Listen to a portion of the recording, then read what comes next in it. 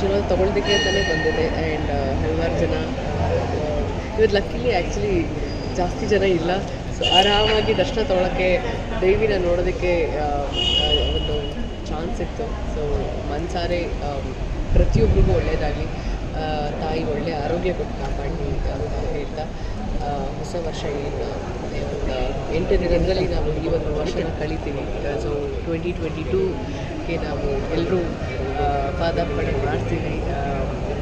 ತಾಯಿ ದುರ್ಗಾ ಪರಮೇಶ್ವರಿ ಪ್ರತಿಯೊಬ್ಬರಿಗೂ ಕೂಡ ಒಳ್ಳೆಯ ಆರೋಗ್ಯ ಕೊಟ್ಟು ಕಾಪಾಡಿ. ಮಂಗಳೂರಿಗೆ ಹೀಗೆ ಒಂದು ಆ್ಯಕ್ಚುಲಿ ಪಪ್ಪಾಸ್ ಐಸ್ ಕ್ರೀಮ್ ತಿನ್ನಬೇಕು ಅನ್ನೋ ಆಸೆ ಇತ್ತು, ಬಟ್ ಥ್ರೋಟ್ ಪ್ರಾಬ್ಲಮ್ ಇದೆ. ಬಟ್ ಹಾಗೆ ಬಂದು ಹೋಗೋಣ ಅಂತ ಅಷ್ಟೇ. ವರ್ಷಕ್ಕೊಮ್ಮೆ ಬರುವಂಥದ್ದು ಈ ಒಂದು ಕ್ಷೇತ್ರಕ್ಕೆ. ಸೊ ಈ ವರ್ಷ ಕರಾವಳಿ ದೇವಸ್ಥಾನಗಳ ಬಗ್ಗೆ ಹೇಳೋದೇ ಬೇಕಾಗಿಲ್ಲ, ತುಂಬ ಅದ್ಭುತವಾಗಿರುತ್ತೆ ಇಲ್ಲಿ ಒಂದು ದೇವಸ್ಥಾನಗಳು. ಹಾಗೆ ದೇವರ ಆಶೀರ್ವಾದ ಪ್ರತಿಯೊಬ್ಬರ ಮೇಲೂ ಸದಾ ಇಲ್ಲಿರೋರಿಗೆ 100% ಇರುತ್ತೆ. ನಾವು ಅಲ್ಲಿಂದ ಬೆಂಗಳೂರಿಂದ ಬಂದು ಇಲ್ಲಿ ದೇವಿ ಆಶೀರ್ವಾದ ತೊಗೊಳೋದಕ್ಕೆ ಬರ್ತೀವಿ. ಹಾಗೆ ಕರಾವಳಿ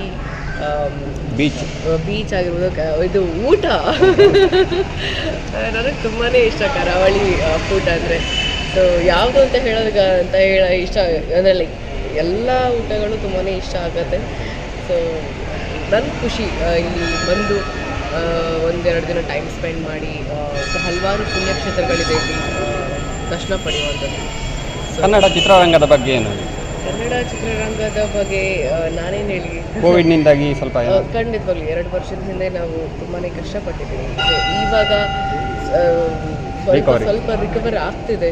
ಆ್ಯಂಡ್ ಪ್ರತಿಯೊಬ್ಬರು ಕೂಡ ನಮ್ಮ ಕನ್ನಡ ಸಿನಿಮಾನ ನೋಡಿ ಸಪೋರ್ಟ್ ಮಾಡಿ ಒಳ್ಳೆ ಕಂಟೆಂಟ್ ಫಿಲಮ್ಸ್ನ ನಾವು ಮಾಡ್ತಿದ್ದೀವಿ. ಸೊ ದಯವಿಟ್ಟು ಸಿನಿಮಾ ಥಿಯೇಟರ್ಗೆ ಬಂದು ಸಿನಿಮಾ ನೋಡಿ ಅಂತ. ಪುನೀತ್ ರಾಜ್ಕುಮಾರ್ ಬಗ್ಗೆ, ಅಪ್ಪು ಅವ್ರ ಬಗ್ಗೆ,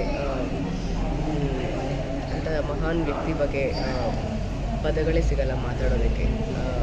ಒಂಥರ ದೇವ್ರಿದ್ದ ಹಾಗೆ ಅವ್ರನ್ನ ನಾವು ಕಳ್ಕೊಂಡ್ಮೇಲೆ ನಮಗೆ ಇಷ್ಟು ಅಂದರೆ ಒಂದು ಜನಸಾಗರನೇ ಬಂದಿತ್ತು ಅವ್ರನ್ನ ನೋಡೋದಕ್ಕೆ. ಇವತ್ತು ಕೂಡ ಬರ್ತಾರೆ ಅವ್ರನ್ನ ನೋಡೋದಕ್ಕೆ. ಸೊ ಒಂದು ಹೇಳೋಕ್ಕೆ ಸಾಧ್ಯ, we really miss you. And ಅವ್ರು ಖಂಡಿತವಾಗ್ಲೂ ನಮ್ಮ ಜೊತೆ ಇರ್ತಾರೆ. ಆ್ಯಂಡ್ ಅವರ ಆಶೀರ್ವಾದ ನಮ್ಮ ಒಂದು ಚಿತ್ರರಂಗದ ಮೇಲೆ ಇದ್ದೇ ಇರುತ್ತೆ.